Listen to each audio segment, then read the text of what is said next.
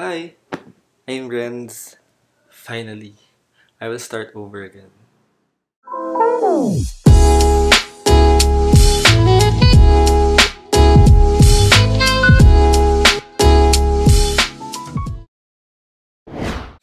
Hi friends!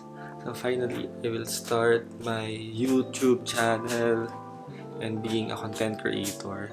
Pero later na yon, I would like first to share ngayon ano ba yung mga nangyari sa akin in this past months. Yeah, this 2023. Yeah, so bear with me, this is the first time, this is the first video that I will upload, and this is the first time na mag-share ako ng ganito in YouTube kasi nagagawa ko naman to in TikTok. Yeah, so what happened in your 2023 or what happened in my 2023? Yan. So actually, it's a mix siya ng mga pangyayari. Una, yan, pagdating ng 2023, ako kasi yung tao na mahilig mag-planning, mag-goal setting for the year, yan. So, of course, at first, akala ko magiging smooth lahat. Although, I expect naman din na may mga struggles. Pero, alam mo yun, parang katulad nung previous year ko na talagang maganda. I can say that 2022 is my year. Totoo yan. Pero, yun nga, January, dumating na yung sumunod na months. Actually, January pa lang, medyo na-shake na ako in terms of my relationship, sa work din.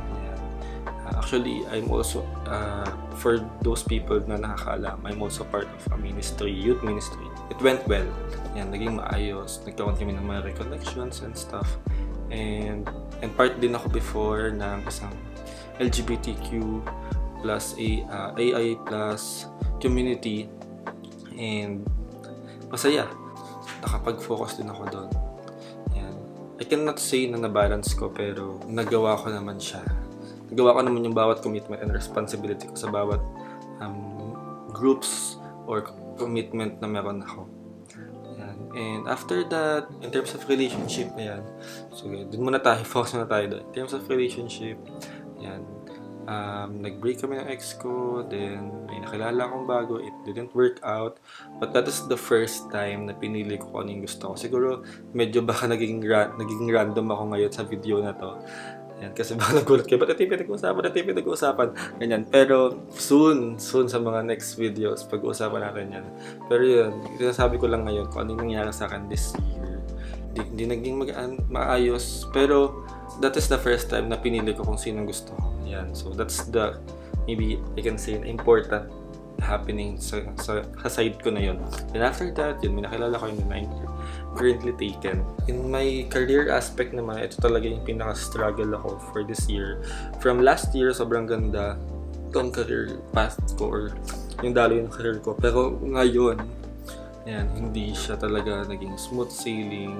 Sobrang first time ko na endo, first time ko nakatan talaga ng malala na ng allowance. Yeah. For those people na hindi alam, I'm in real estate kasi I'm an in-house agent. Yun, hindi siya naging maganda for me this year. Struggling talaga sobra, as in sobra. Yung pressure nandun. Sa kabila ng mga nangyaring yun, sa kabila ng mga struggles na yun, I'm really thankful because I'm in a very understanding, very kind, supportive, generous management sa team din. Hindi ko yun, kumbaga, it's really a blessing na naranasan ko yun and nandun ako sa team na yun. And sobrang thankful ako sa kanila. I really appreciate all of the help, all of the positive vibes na binibigay nila to support yun. Pero sometimes, it's just that ako na mismo yung kumbaga, hindi na makapag-produce, hindi na makapagbigay ng dapat kong ibigay as senior agent sa team namin. Yeah. And there's a lot of factors kung ba't nahihirapan ako and I'm feeling this kind of feeling. And so, yun, in terms of family, parents, actually, I'm only child. I'm an only child. And my mother and father is currently living in Cavite. And sobrang hindi din siya naging maayos. I mean, yung nangyari sa family ko, it's not really a good year for us. And especially to my dad. Yan. Siguro later on, I will tell it more about it. Pero, thankful din ako, thank God, kasi we're still here. And nagkakasama pa din kami kahit anong mga nangyari in the past, and I'm still praying na maging maayos mga susunod na months, years. And I'm also thankful kasi may mga relatives na talagang tumulong, may mga friends na tumulong sa akin. Ayan. Of course, yung partner ko din. Sobrang thankful ako sa kanila. And personal, ayan, parang this year, nakadalawa akong lipat. I mean, hindi. Last year kasi syempre iba yung dorm ko. Tapos ngayon lumipat ulit ako ng panibagong apartment. Ayan. So, I'm living in Cubao because my work is also in Cubao. Ayan. So, ayan. Masaya, maayos naman. Ayun. Actually, personal, include ko na rin yung relationship ko with friends. No? Sobrang naging maganda din yung relationship ko with my best friends. Mas naging close kami this year. Mas nagkaroon kami ng time together. Pinupuntahan ko yung best friend ko sa condo niya. Minsan naman nasa Japan kasi ngayon. Pero we're still, getting in touch with each other. I'm always telling my situations here. And I'm really glad. I'm really thankful. I really appreciate their presence kahit hindi kami lagi nakikita. Yun. So, aside from that, personal, mental health, actually, hindi ko pa siya gustong pag-usapan sa video na to, pero siguro, just to share with you, I'm really struggling. But, alam mo yun, yung feeling na I would like to undergo all of the process. Kaya, inuunti-unti ko lang din. Aside from that, masaya naman. Masabi ko naman masaya kasi madami naman din ako na-experience this year na unexpected. Like, yun nga, nagkaroon din ako ng partner na hindi ko din inaasahan kasi kakaboy ko lang, tapos may nakilala ko, and he really hooked my feelings. My feelings and talagang nakita kong gusto ko siya. And I will tell about him soon. Ayan. So, yun. And we experienced a lot of things. Yun, nakapag first time, kahit dami kong struggles ngayon, sobrang thankful ako kay Lord kasi binigyan pa din niya ako ng opportunity para mag-travel. Yan, nakapag-Boracay kami ng birthday ko. Sobrang saya, sobrang one of a kind experience. Yan, first time ko mag-Boracay, and I'm share it with you guys, friends, sa TikTok kasi doon ko siya meant to post. Yun yung mga nangyari sa akin. Madami pa, pero soon masashare ko din yan sa inyo. Pero I would like to move forward kasi. So I would like to share with you ano yung mga gusto kong mangyari sa mga susunod na araw or months, especially before this year ends. Bear with me kung baka ang tamlay ko magsalita kasi ganito lang talaga ako, pero siguro tayo sa video, pero siguro soon, mas mapakita ko pa yung personality ko, the way ako mag-speak, the way ako mag-react sa camera, kasi ang kausap ko lang camera lang, diba? Yan. So, why do you want to start your YouTube right now? Actually, itong pag-YouTube, sobrang tagal ko na itong gustong gawin. Sobrang tagal na talaga. Since parang 2018 pa lang, pinaplot ko na siya. Nagda-plot na ako ng mga content. Ang dami na rin nag-i-encourage sa akin na mag-YouTube, ganyan. And yun lang din talaga ako nagkalakas ng loob. Ulit. You know what I mean? Dahil sa mga napanood ko sa YouTube, a while ago sa mga vlogs, kasi madami din akong pinafollow na vloggers. Most of them, actually madami, pero konti lang yung pinapanood ko. One of is David Jason, Mia, and then others are from international, like si Jedka, I don't know if you're familiar, si Elliot Choi, si Rowena Chai, and yung mga advices na, and madami pang iba. Yun, gusto ko siyang simulan ngayon kasi malapit na mag-end yung November, and after that, 31 days lang, 2024 na. Actually, my goal this year is maging content creator na talaga. I mean, ma-pursue ko yun. Not full-time, but I would like to start. Pero, nahihirapan pa rin ako mag-start. Parang ang dami pa rin fears, ang dami pa rin parang na-overstimulate ko yung mga bagay-bagay, nag-overthink ako. Yan. And just to let you know, I'm really an overthinker. Parang, I hope I can really focus on the good side of being an overthinker, diba? Pagiging futuristic, ganun. Gusto ko siyang simulan ngayon. Hindi dahil para sumikat agad, or ayokong mag-focus sa maging outcome, pero mas gusto kong mag-focus kung ano ba yung purpose ko ngayon. So, I would like to share with you ano nga ba yung purpose ko, kung bakit gusto ko na simulan. And first, self-development. In the past days, in the past months, yan, I can see little progress in me. Pero gusto ko siyang i-document. Yan, that is my first purpose. Siguro, this video thing, YouTube thing, will help me to stay committed na parang, okay, dapat ma-video ko to, araw na to, ganyan. Hopefully, I can continuously do that, diba? Or consistently do that. Yan, self-development. Second, of course, like what I've mentioned, matagal ko na tong goal, matagal ko na talagang dream to. Kaya alam mo, nag-invest na ako sa camera, may maayos naman akong phone, may laptop ako para makapag-edit ako, pero hindi ko siya magawa-gawa. So ngayon, that's one of my purpose, of course. The dream to become a content creator. That's really part of my goal. So, gusto ko na talaga siyang simulan. If not now, when, diba? Nasabi ko na rin sa sarili ko yan dati, pero ngayon, kahit anong mangyari, kahit anong naiisip ko na possible na isipin ng iba, okay lang. Ayoko nang mababad sa kakaisip na baka ang corny, baka hindi, alam mo yun, kasi parang gusto ko itong gawin kasi para sa akin. Yan. Although it sounds cliche, pero totoo yun. And sa mga taong katulad ko, sobrang hirap magsimula, as in, I'm a goal setter person. Yan, maplano rin ako, pero nahihirapan ako laging one step forward sa mga gusto kong gawin.